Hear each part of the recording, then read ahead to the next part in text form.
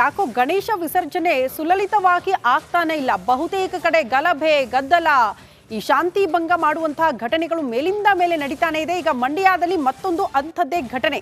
ಇಲ್ಲಿ ಯಾವುದೋ ಕೋಮು ಗಲಭೆ ಅಲ್ಲ, ಬದಲಾಗಿ ಹಳೆ ದ್ವೇಷದ ಹಿನ್ನೆಲೆ ಬಂದು ಗಲಾಟೆ ಮಾಡಿದ್ದಾರೆ ಎನ್ನುವುದರ ಡೀಟೇಲ್ ಸಿಗ್ತಾ ಇದೆ. ಹಳೆ ದ್ವೇಷದ ಹಿನ್ನೆಲೆ ಗಣೇಶ ವಿಸರ್ಜನೆಯ ವೇಳೆ ಚಾಕು ಇರಿತವಾಗಿದೆ. ಮಂಡ್ಯ ಜಿಲ್ಲೆ ಮಾಚಹಳ್ಳಿ ಗ್ರಾಮದಲ್ಲಿ ನಡೆದಂತಹ ಘಟನೆ ಇದು. ಸಚಿನ್ 24 ವರ್ಷ ಎಂಬಾತನ ಕೈ ಹೊಟ್ಟೆ ಭಾಗಕ್ಕೆ ಗಂಭೀರವಾಗಿ ಇರಿಯಲಾಗಿದೆಯಂತೆ. ನಂಜುಂಡಸ್ವಾಮಿ 26 ವರ್ಷ, ತಲೆ ಕಣ್ಣಿನ ಭಾಗಕ್ಕೆ ಕಲ್ಲಿನಿಂದ ಹಲ್ಲೆ ಮಾಡಲಾಗಿದೆ. ದರ್ಶನ್, ಲೋಕೇಶ್, ಪ್ರಜ್ವಲ್ ಸೇರಿದಂತೆ ಹಲವರಿಂದ ಹಲ್ಲೆ ಆಗಿದೆ ಅನ್ನೋದರ ಡೀಟೇಲ್ ಸಿಗ್ತಾ ಇದೆ.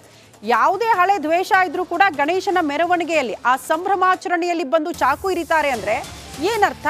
ಕಂಪ್ಲೀಟ್ ಆಗಿ ಗಲಭೆ ಎಬ್ಬಿಸುವಂತ ಉದ್ದೇಶ ಇದು. ಉಳಿದವರಲ್ಲಿ ಆತಂಕ ಸೃಷ್ಟಿ ಮಾಡುವಂತ ವಾತಾವರಣ. ಮಂಡ್ಯದ ನಾಗಮಂಗಲದ ಬಳಿಕ ಮಂಡ್ಯದ ಮಾಚಹಳ್ಳಿಯಲ್ಲೂ ಕೂಡ ಇಂಥದ್ದೇ ಒಂದು ಘಟನೆ ನಡೀತು. ಹಳೆ ದ್ವೇಷದ ಹಿನ್ನೆಲೆ ಬಂದು ಚಾಕು ಇರಿದಿದ್ದಾರೆ. ಸಚಿನ್ ಎಂಬ ಯುವಕ ಗಂಭೀರವಾಗಿ ಗಾಯಗೊಂಡಿದ್ದಾನೆ ಎನ್ನುವುದರ ಡೀಟೇಲ್ ಸಿಗ್ತಾ ಇದೆ. ಸರ್ ಗಣಪತಿ ಬಿಡ್ತಾ ರೋಡಲ್ಲಿ ನಿಂತು ಅವರು ಕುಣಿತಾ ಇದ್ರು. ರೋಡಲ್ಲಿ ಲೈಟ್ ಆಫ್ ಮಾಡ್ಕೊಂಡು ಒಂದು ಮೂಟೆಯಿಂದ ಮಂದಿ ಚಾಕ್ ಹಾಕ್ಬಿಟ್ರು ಸರ್. ಏನು ಕಾರಣಕ್ಕೆ ಸುಮ್ಮನೆ ಬಂದು ಏಕಾಏಕಿ ಹಾಕಿದ್ರೆ? ಕಾರಣ ಹಳೆ ದ್ವೇಷ ಇತ್ತು ಸರ್, ಅದನ್ನ ಹಾಕಿದ್ರು. ಹಳೇದು ಏನು ದ್ವೇಷ ಇತ್ತು? ಯಾವಾಗಿತ್ತು ಸರ್? ಇದು ಒಂದೇ ಟ್ರಿಪ್ಪಲ್ಲಿ ಆಗಿರೋದು. ಇದು 3-4 ಟ್ರಿಪ್ಪು ಮನೆ ತಕ ಎಲ್ಲ ಮಸ್ತ್ ತಗೊಬರೋದು, ಗಡಿ ತಗೊಬರೋದು, ಹಿಂಗೆಲ್ಲ ಮಾಡಿದ್ದು. ಪೊಲೀಸ್ ಕಂಪ್ಲೇಂಟ್ ಕೊಟ್ಟಿದ್ದೀವಿ. 5 ಟ್ರಿಪ್ ಕಂಪ್ಲೇಂಟ್ ಕೊಟ್ಟಿದ್ದು, 5 ಟ್ರಿಪ್ ರಾಜಿ ಮಾಡಿ ಕಳಿಸೋರು ಅವರು. ಇದು 6ನೇ ಟ್ರಿಪ್ಪಿಗೆ ಬಂದು ಈ ಥರ ಚುಚ್ಚಿರೋದು ಸರ್. ಏನು ವಿಚಾರ ಗಲಾಟೆ ಆಗ್ತಿತ್ತು ಸರ್? ಸಣ್ಣ ಪುಟ್ಟ ವಿಚಾರಕ್ಕೆ ಗಲಾಟೆ ಆಗ್ತಾಯಿತ್ತು ಸರ್. ಅವ್ರಿಗೂ ನಮಗೂ ಸ್ವಲ್ಪ ಆಗ್ತಿರಲಿಲ್ಲ. ಏನು ವಿಚಾರಗಳು?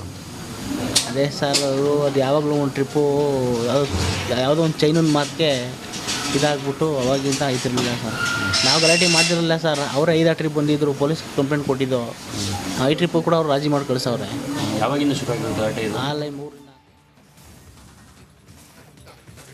ಇನ್ನು ACS ಕಾಲೇಜಿನಲ್ಲಿ ವಿದ್ಯಾರ್ಥಿನಿಯರ ಶೌಚಾಲಯದಲ್ಲಿ ಕ್ಯಾಮೆರಾ ಇಟ್ಟಿರುವ ಪ್ರಕರಣಕ್ಕೆ ಸಂಬಂಧಪಟ್ಟಂತೆ ಆ ಕೀಚಕನ ಬಂಧನ ಆಯಿತು.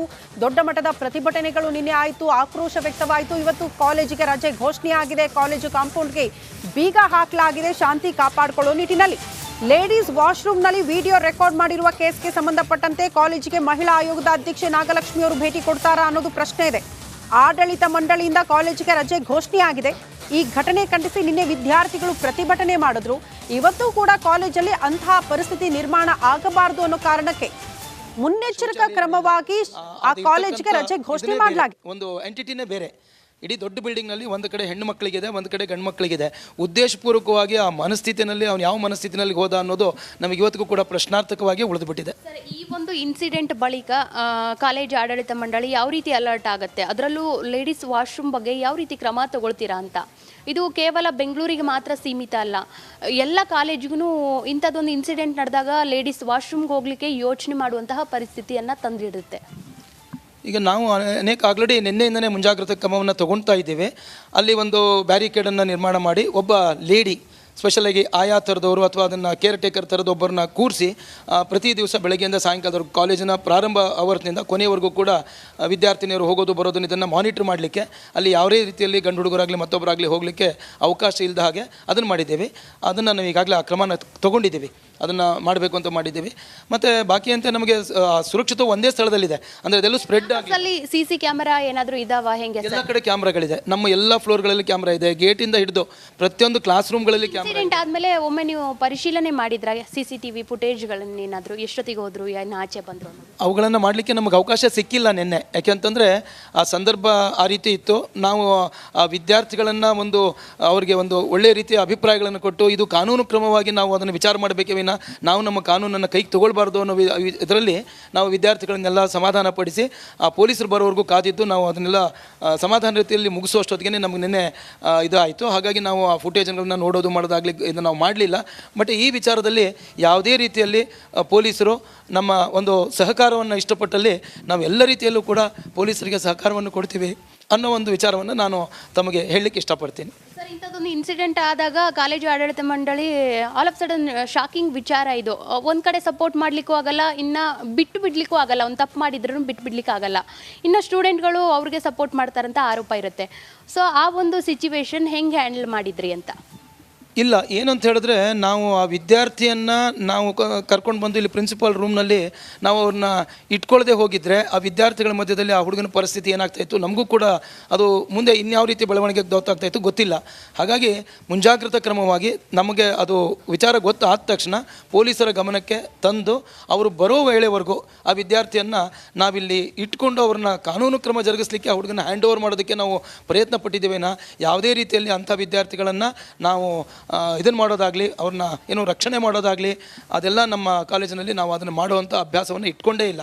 ತಪ್ಪೇ ಯಾರು ಮಾಡಿದ್ರು ಶಿಕ್ಷೆ ಆಗಲೇಬೇಕು. ಮುಂದಿನ ದಿನಗಳಲ್ಲಿ ಇಂಥ ಮೈಂಡ್ ಸೆಟ್ ಬರದೇ ಇರೋ ಥರನೂ ಆಗ್ಬೋದು, ಬರ್ಬೋದು. ಒಂದಿಷ್ಟು ಸ್ಟೂಡೆಂಟ್ಗಳು ಮೈಂಡ್ ಸೆಟ್ ಹೆಂಗಿರುತ್ತೆ ಹೇಳೋಕ್ಕಾಗಲ್ಲ. ಅಂಥವ್ರಿಗೆ ಏನು ಹೇಳ್ತೀರಾ ಆ್ಯಸ್ ಅ ನೀವು? ಇಲ್ಲ, ನಾವು ಅದನ್ನು ಕೌನ್ಸಿಲಿಂಗ್ ಮಾಡ್ತಾನೆ ಬಂದಿದ್ದೀವಿ.